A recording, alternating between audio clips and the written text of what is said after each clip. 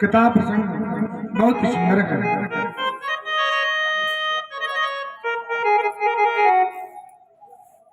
कलयुग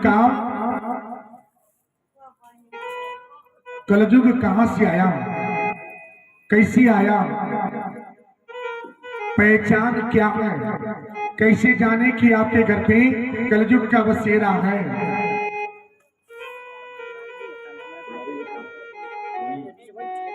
कैसे जाने कलयुग का बसेरा है। जिस घर में पति पत्नी से न जमे, पुत्र पिता से न जमे, किसी सदस्य से घर में न जमे, तो समझ जाइए कि वहां पे कलयुग का डेरा हो गया है, कलयुग का बसेरा है। माता पिता भाई बहन सगा संबंधी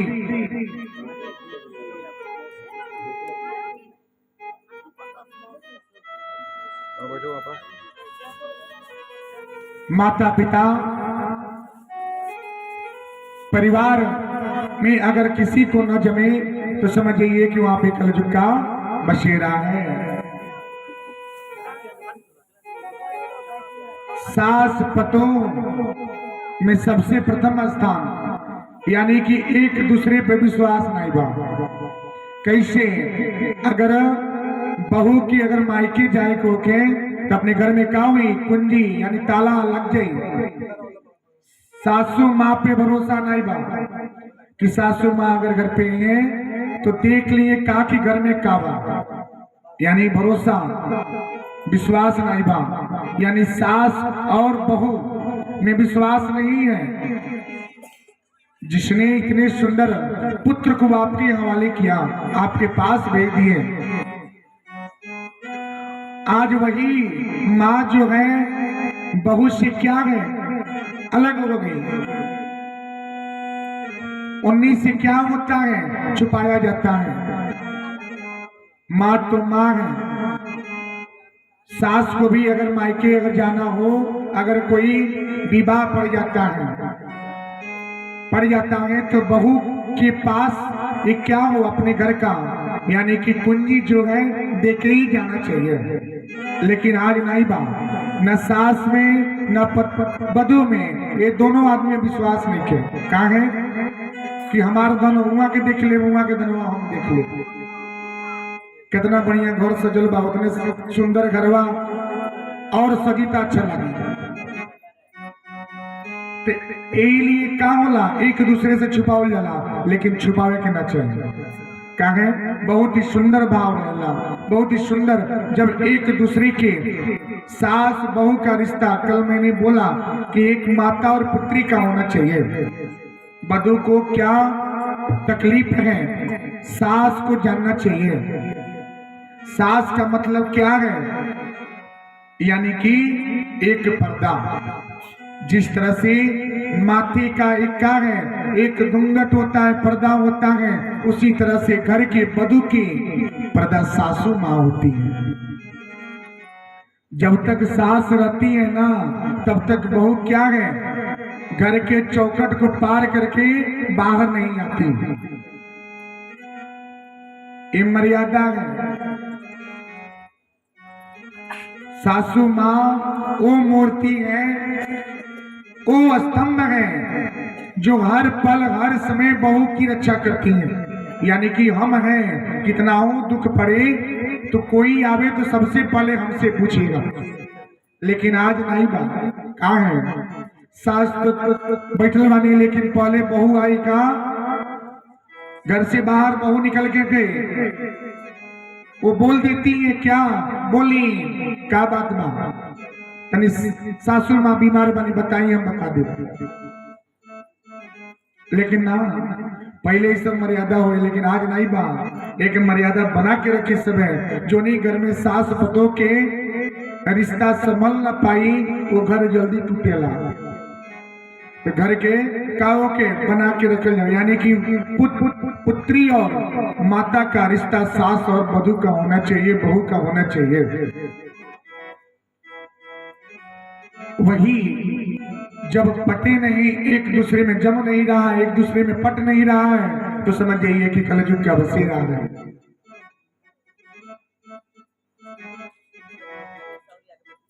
कलयुग का बसेरा है। ऐसा ही समय था। राजा परीक्षित द्वापर का जब अंत हो रहा था, कलयुग का आगमन था। राजा परीक्षित नगर भ्रमण के लिए निकलते हैं। उन्होंने देखा कि हर नगर के हर एक के घर में ताले लग रहे हैं। यानी क्या? हर घर के दरवाजे पे ताले लग रहा है। राजा परीक्षित बोले, क्या? अरे भाई, क्या हो रहा है? नगर के व्यक्ति ने बोले, क्या आपको पता नहीं कलयुग का आगमन हो रहा है, कलयुग आ रहा है? राजा परीक्षित सोच में पड़ गए। हमारे राज्य में ऐसी दशा, चक्रवर्ती सम्राट हैं। राजा परीक्षित कौन? राजा परीक्षित अभिमन्यु के पुत्र, माता का नाम उत्तरा होता है।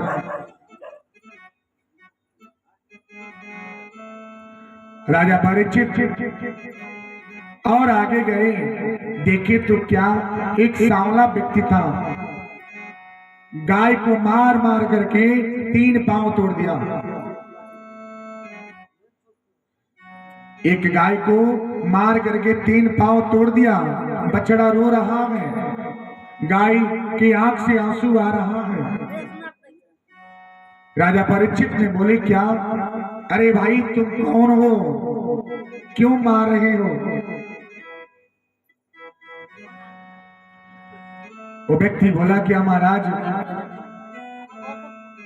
जहां सज्जन व्यक्ति होते हैं ना, वहां पे हम जैसे व्यक्ति का ठहरना मुश्किल होता है। गाय के 3 पांव तोड़ दिए, क्यों? 4 युग हैं। सतयुग है, त्रेता है, द्वापर और कलयुग। यानी कि सतयुग भी बीत गया, त्रेता युग भी बीत गया, द्वापर का अंत हो रहा था। इसलिए गाय को मार करके 3 पांव तोड़ दिया। यानी कि तीनों युग खत्म हो गया, एक पांव पे गाय खड़ी है। वो क्या है? कलयुग।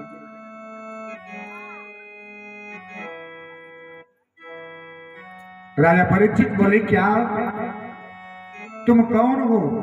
उन्होंने बोला कि मैं कली हूं। कली यानी कलयुग। राजा परीक्षित बोले, राजा परीक्षित बोले, क्या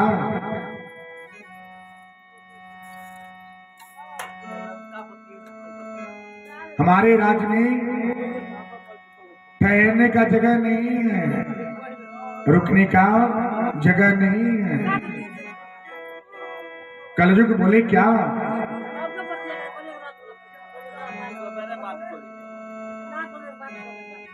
कलयुग बोलते हैं, क्या कि ना मेरा समय हो गया है।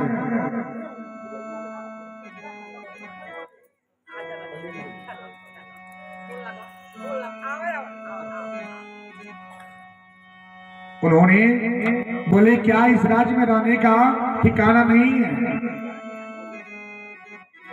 कलयुग बोले, क्या महाराज, मेरा समय हो गया है, मेरा समय हो गया है, आप रोक नहीं सकते। रोकने का आपका हक नहीं है। राजा परीक्षित बोले, क्या मैं सम्राट राजा परीक्षित, मेरे राज्य में हमारे रहते हुए आप ठहर नहीं सकते। कितना हो रोके, यहां तक युद्ध होने के भी समय आ गया। युद्ध होने की करार तक पहुंच गया। फिर अब कलयुग ने हाथ जोड़ करके बोले, क्या महाराज, आप तो चक्रवर्ती सम्राट हैं, आप तो कल्याण करते हैं, हितकर सोचते हैं। एक राजा का कर्तव्य है प्रजा को सुखी रखना। जैसे ये नगर यहाँ बसा हुआ है, वैसे ही कुछ जगह हमको दे दीजिए, कहीं रहने का ठिकाना दे दीजिए, हम उसी में अपना गुजर कर लेंगे। राजा परीक्षित सोचे क्या, सोचते सोचते गए क्या, उनके मस्तिष्क में 4 जगह ही सूझा कि जो कभी क्या होगा, अच्छा जगह नहीं था, उनके देखने में वो अच्छा जगह नहीं था। राजा परीक्षित ने वो 4 जगह 4 ठिकाना दिए। कौन सा?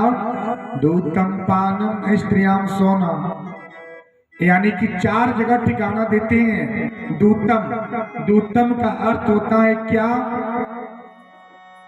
दूतम का अर्थ है जुआ, यानी कि पत्ता, ताश खेलना।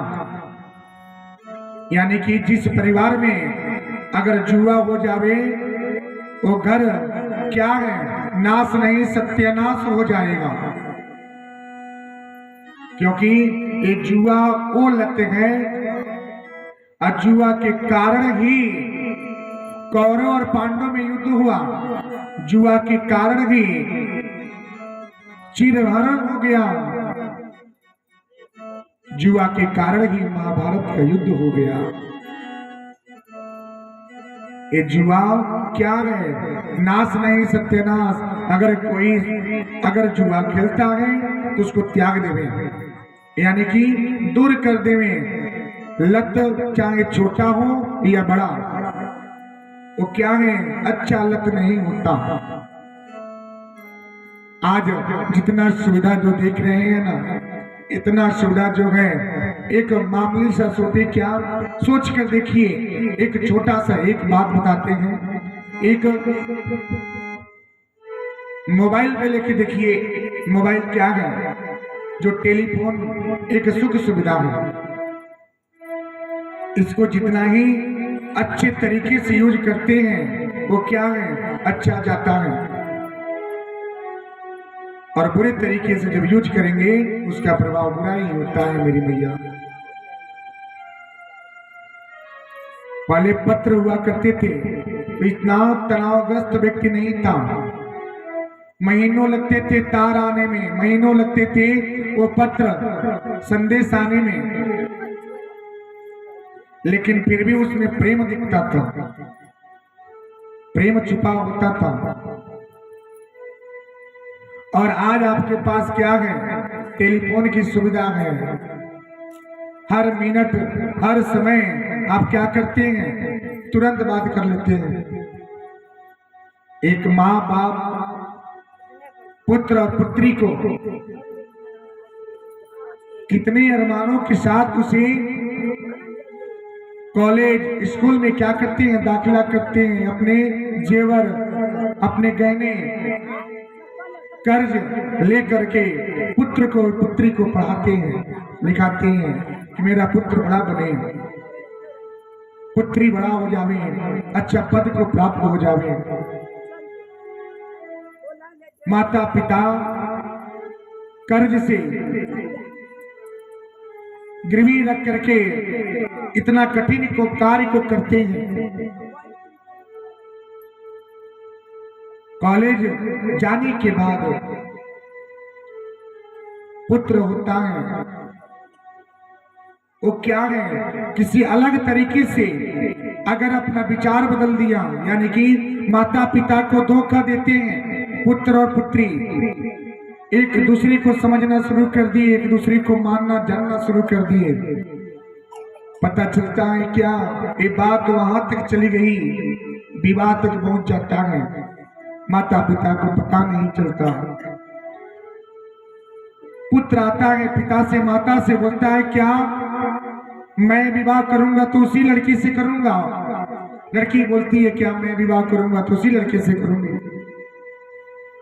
यानी कि माता पिता जिन्होंने पाला पोसा बड़ा किया, जिन्होंने इतने कठिनाई का सामना किए, जिन्होंने अपना जेवर गहने सब कुछ गिरवी रख करके बड़े बड़े कॉलेज के सपने दिखाए, पढ़ाए, लेकिन वहां जाने के बाद इन लोगों ने माता पिता के अरमानों को सपना फेर दिए।